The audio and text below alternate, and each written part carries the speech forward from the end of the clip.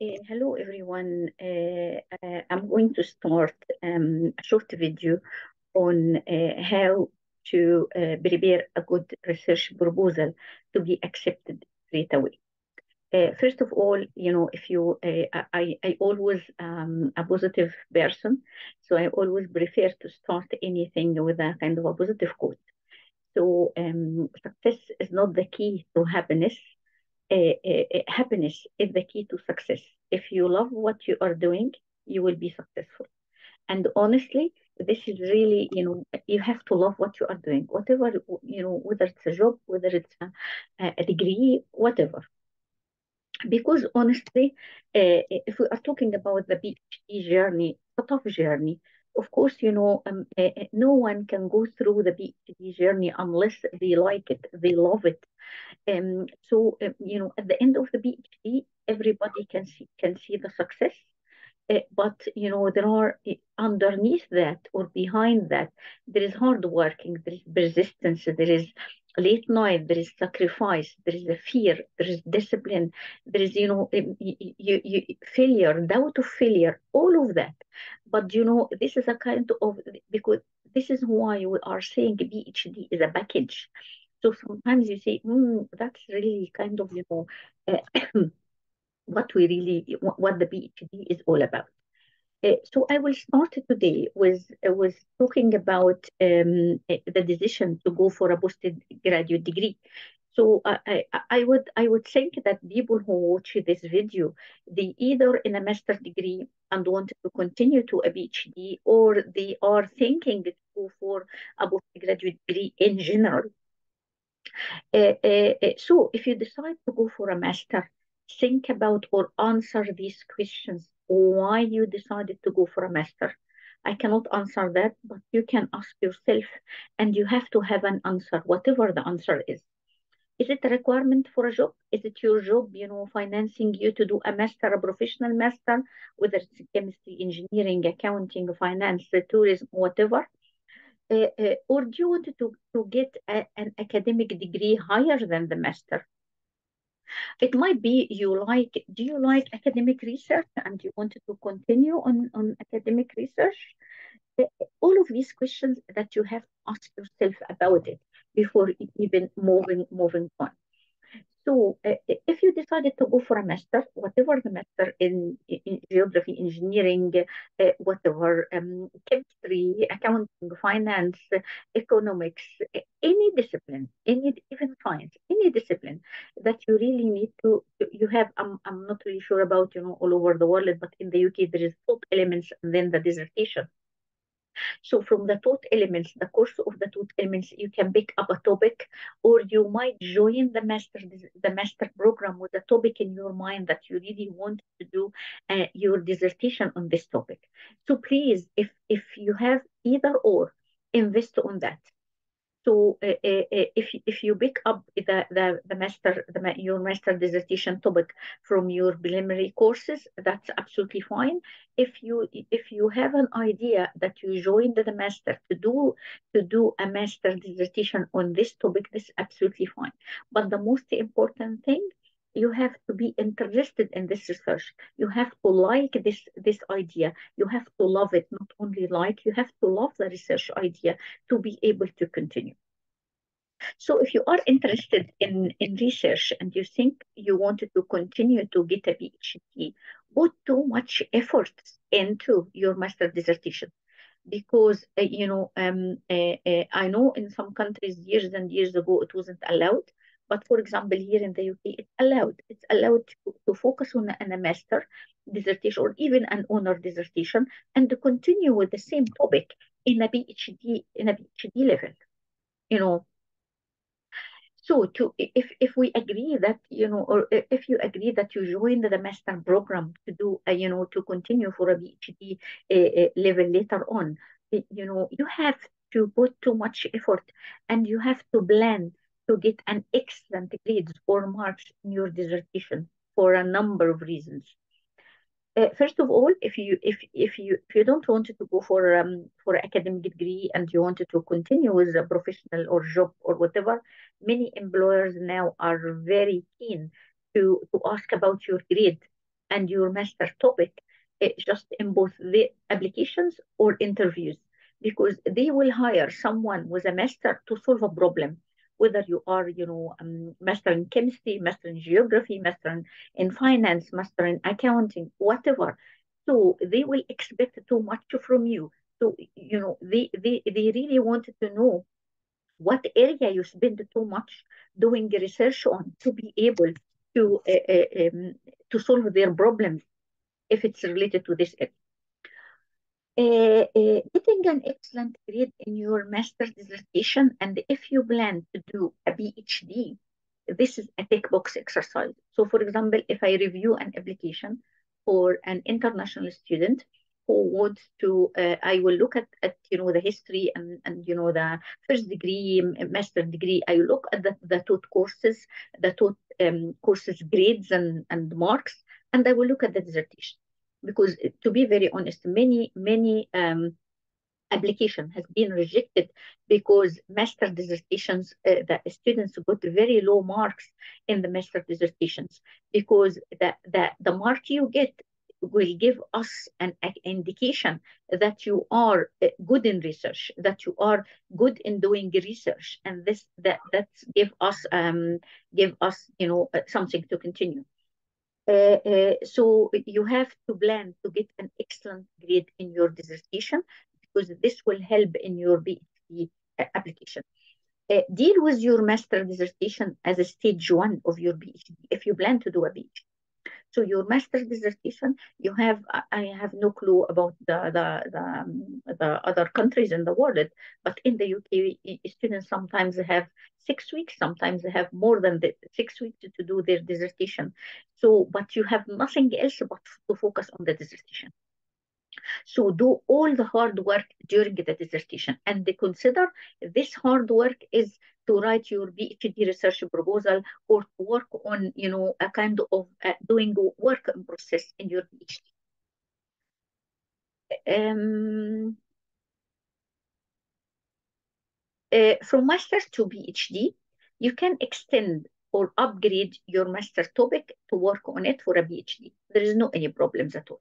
In this case, your PhD research proposal will not take too much time and the effort be produced, because you have done all the hard work while you are doing your master dissertation. Of course, we know that education is a learning curve. We keep learning. Even sometimes we keep telling each other, "Oh my goodness, we learn something new every day." So anything you learned during your taught courses, even during your first degree, is a learning curve, and the learning curve will enhance your master degree, and you have to build more and more on that. PhD stages is about this kind of stuff that you have to go through to complete a PhD.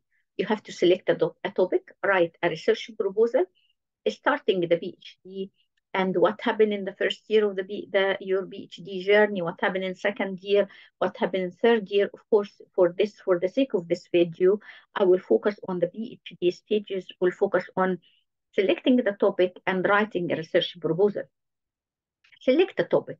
I think even when you select a topic, this kind of criteria you can follow them in either a master or a PhD topic. Select an area that you are interested in it.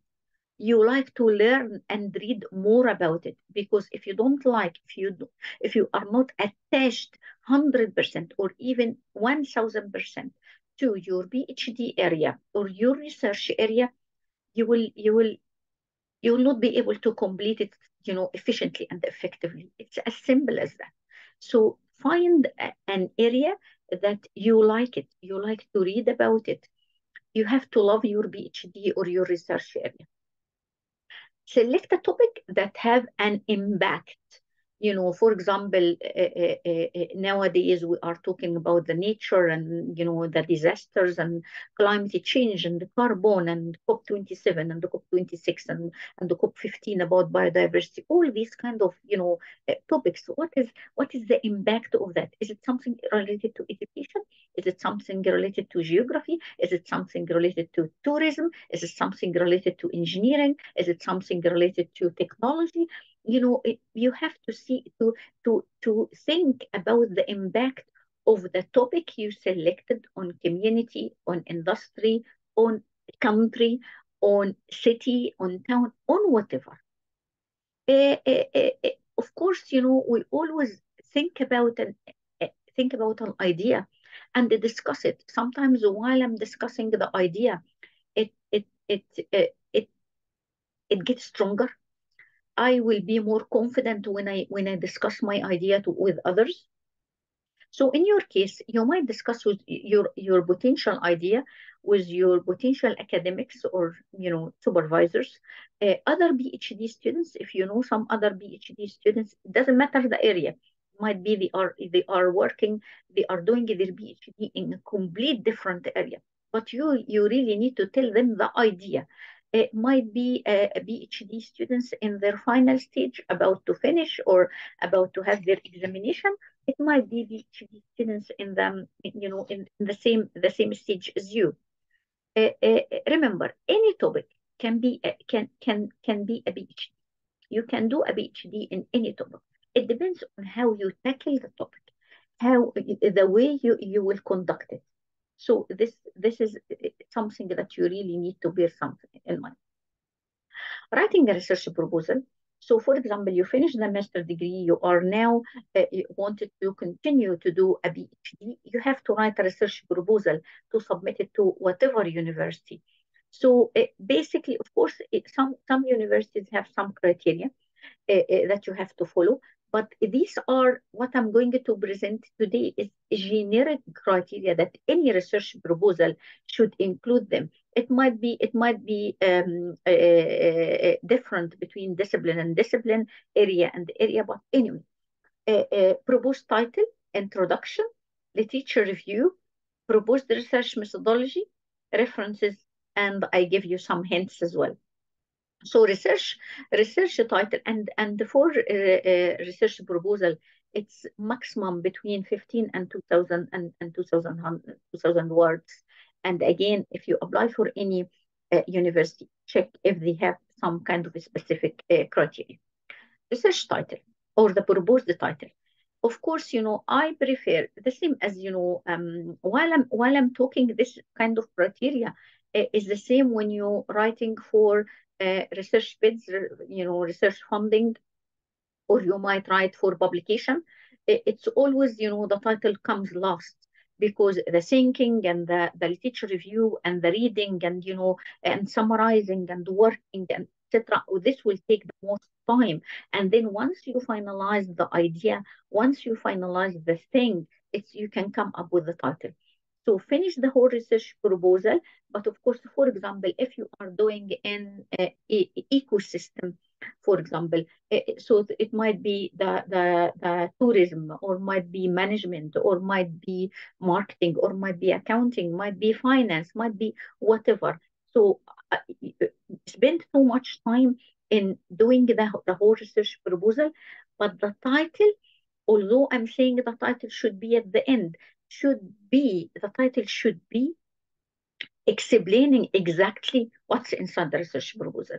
This is why I'm telling you just to try to do it after you finish. So you might include the broad area, the focus, the context might be, for example, if you focus on a specific country, what methodology, whether it's quantitative or qualitative, might be in the title. Don't increase the words of the title of your PhD more than 15 words. This is the maximum. If you can make them in between 10 and 15, this will be ideal. Introduction. Introduction is very, very, very important in a research proposal, PhD research proposal, master research proposal, even undergraduate research proposal. When we write to a research publication, when we write research funding, everything, introduction is the core.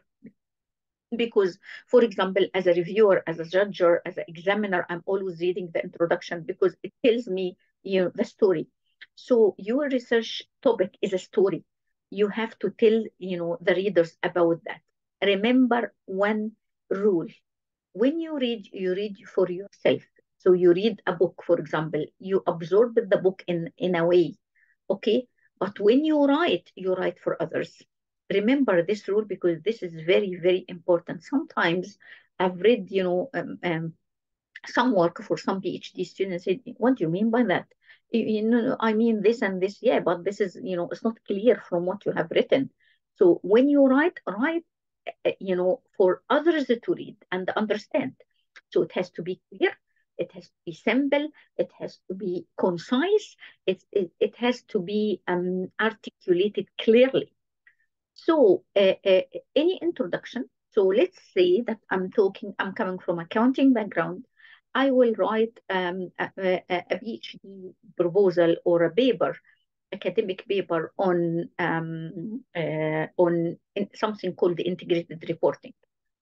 Everybody knows that there is financial statements and and balance sheet and all of that, but taking into account social accounting and environmental accounting, etc. Governments, researchers, policyholders, etc. They think that companies have to produce what's called integrated reporting that covers financial and non-financial information. So when I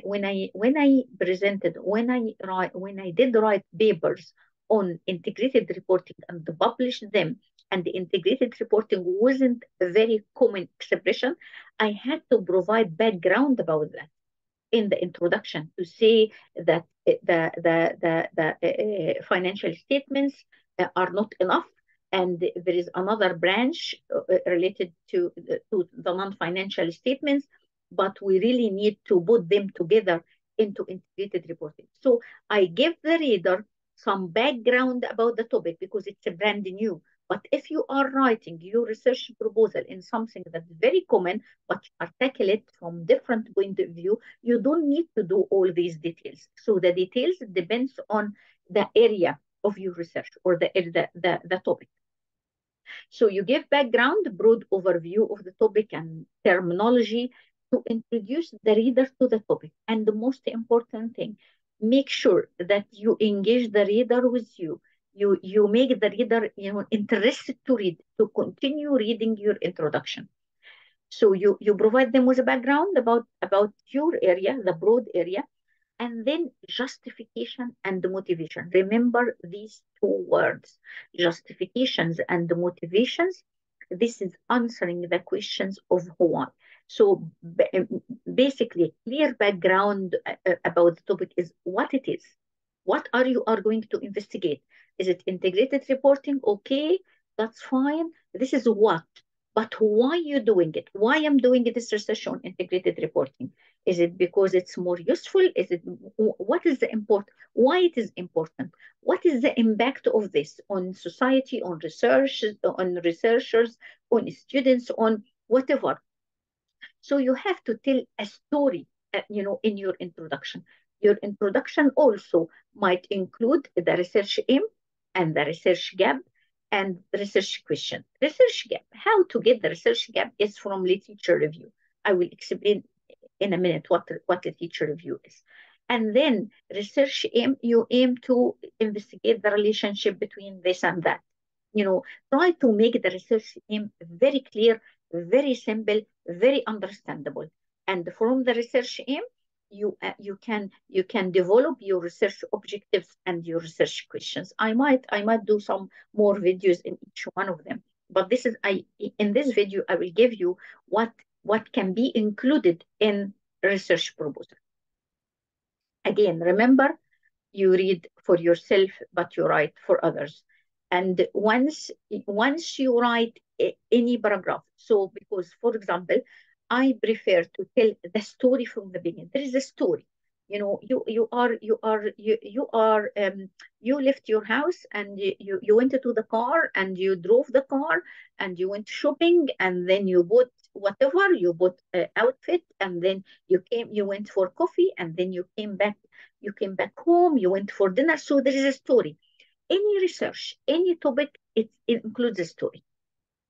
So once you write it, make sure it's connected. So for example, I'm saying here, I went from my house to the car, I drove to the car to the shopping center, and then I went to two shops and I have done this. And it makes sense. It makes logic.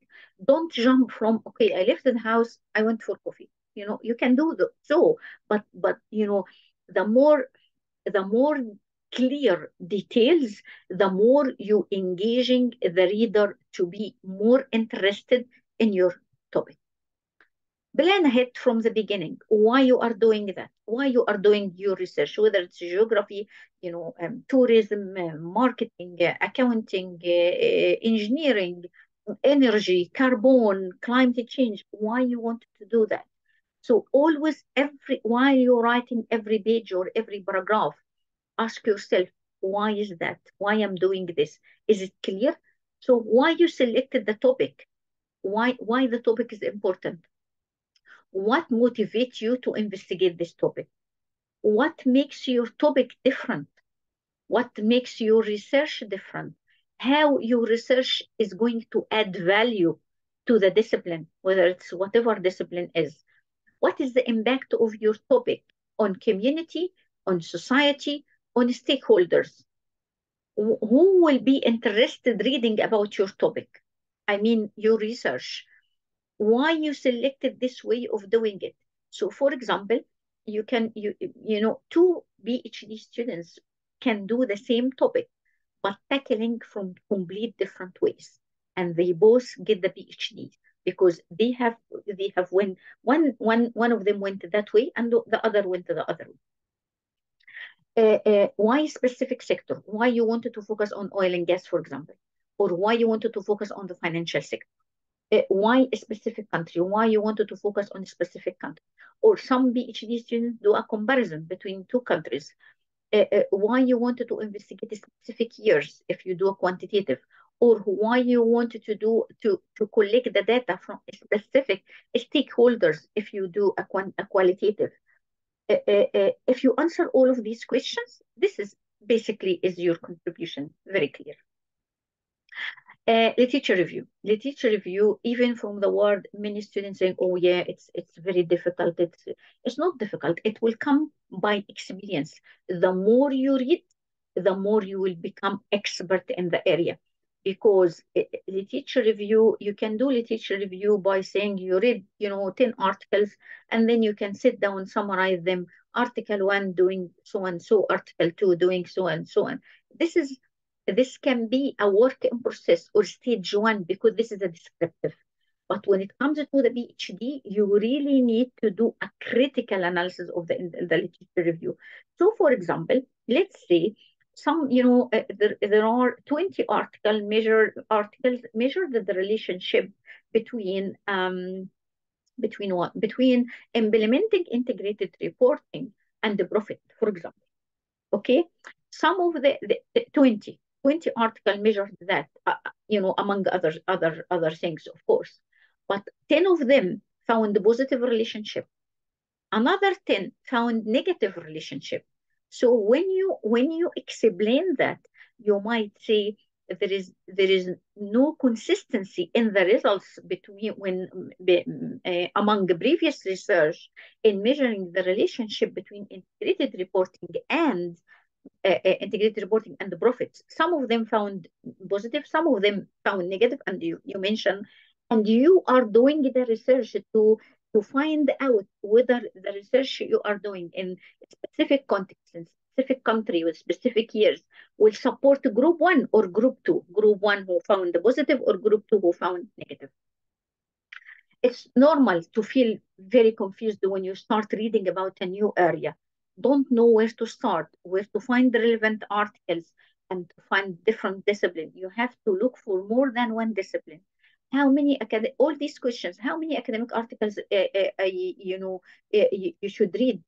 Do you really need to read previous PhD dissertation? I wouldn't advise you if from the beginning to read a complete PhD dissertation because you find, oh my goodness, this is so difficult.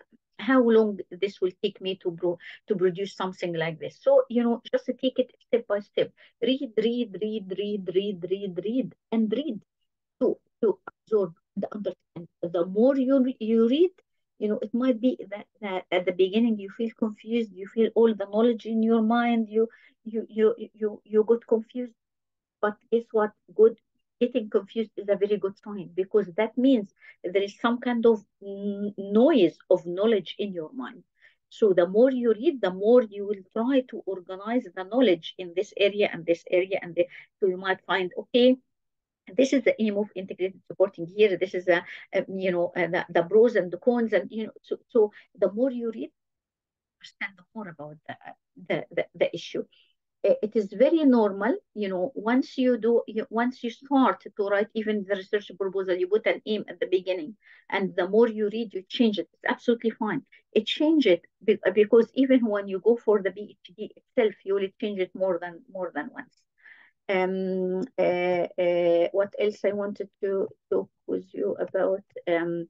The outcome, of course, you started to fully understand your topic once you read and you organize your information, etc. You know what are the keywords that every researcher uses. You know who are the key researchers in the area. You know where to find the information. You learned how to make an argument when presenting your literature review. How to make This is exactly what I said. Make sure that you provide a critical analysis rather than a descriptive analysis. You can discriminate between high and low academic papers, of course, once you are in the process. You know what are the academic journals that are likely to publish work related to your potential PhD topic. And then research methodology. So you explain what is the topic and why it is important, and you explain the background of literature review, including what and why. And now you are going to explain how you are going to do it. It might be how might it change during the PhD, but in the research proposal, at least show an understanding that you know how you are going to plan to do it. It might be quantitative or qualitative. It might be a mixed approach, quantitative and qualitative. And while you are doing your research proposal, we wouldn't expect you to know exactly how many, the sample, and how many, and when exactly you collect the data, how you analyze the data. We don't know, we don't want to know all of that, but we really need to read. While we read your research proposal, we really need to tick a box to say, yes, this candidate is he or she understands that, how they are going to conduct the research, whether they are following previous studies by quantitative or qualitative, whether they are doing mixed. So at least show that you understand. From engaging with the teacher review, you will develop your research strategy. It of course is very easy said than done. No, you finalize somehow the aim and working on the empirical part of the study. How will you achieve the aim? This is the aim. You achieve it by quantitative or qualitative. And this is, of course, the last thing is references. Extremely important, because take your time to learn how to do references while you are doing the research proposal or while you are doing your master dissertation, because you don't want to waste more time in doing this while you are doing a PhD. It might be you really need to learn about software or whatever, but the way you do references is very important. Try to use references in the introduction, in the literature review, of course, in the methodology. Try to read some methodology books and put some references. So references is not only for literature review, remember that, and try to make sure and make sure and review many times your research proposal to make sure that all the references that you use inside the research proposal that's already presented at the back of the references list. Of course, it depends on what kind of system you are following. It depends on the discipline. We are following the Harvard referencing system in the business, but some other kind of disciplines have different systems. You have to familiarize yourself with that. This will take time. You will not get it for first time, but the more you do it, the more you will be perfect on. Last thing is, I really wanted to tell you some hints. Do not rush the process. Do not rush preparing a research proposal. Yes, it's 2,000 words, between 1,500 and 2,000 words, but instead of getting straight no, please work hard to get a yes. Make sure that the research proposal tells a very interesting story that has an ending. Tell a story. There's a topic, big topic here, a broad topic, and I'm focusing on this, and I'm focusing no more. And here's the justification, here is the motivation, and this is how I'm going to do it. The research idea should be very clear, very concise, very understandable. Formatting is very, very, very important, because you are submitting your research proposal to people who are very busy, and they want to find kind of straightforward proposals. That's formatting, even from anything, even the font size, the formatting, the color. You might put the heading with a kind of a bigger size. You might just kind of put a definition if you want to provide definitions with italic and two quotes. And so just try. Presentation is very important and contribute to either the success or the failure of the research proposal. Proofread, proofread, and even write the research proposal, finish it off, leave it for 2 or 3, 4 days. Don't touch it, and come back and read it yourself. Believe me, you will find many mistakes. And then give it to somebody else from your colleagues, friends, whatever, and then send it to a professional proofread. It makes a huge difference. Illustrate in your research proposal somewhere that this research is doable, that you are the right person with the right, and you can do it with the right time, with the right resources and everything. It might be worthwhile to illustrate or to present a a research plan, that what you are going to do each stage, and when and how long does it, or it might be you put it in Excel and present it as appendix. These are the kind of hints for how to write a research proposal. Hopefully, I will record more videos on each one of them in details. How to write introduction for a paper, because introduction is an introduction, whatever, if it's a research proposal or if it's a paper or for research fund or whatever. So good luck, all the best, and see you in another video. Bye bye.